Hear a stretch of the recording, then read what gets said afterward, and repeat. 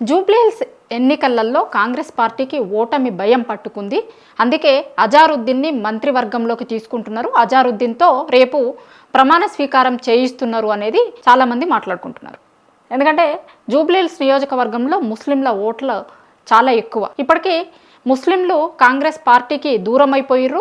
2 ఏళ్లలో కాంగ్రెస్ అధికారంలోకి వచ్చిన తర్వాత మాకు చేసింది ఏమీ లేదు, కాబట్టి ఈ ఎన్నికలలో మేము ఓటు వేయము అనేది వాళ్ళు చెప్తున్నారు.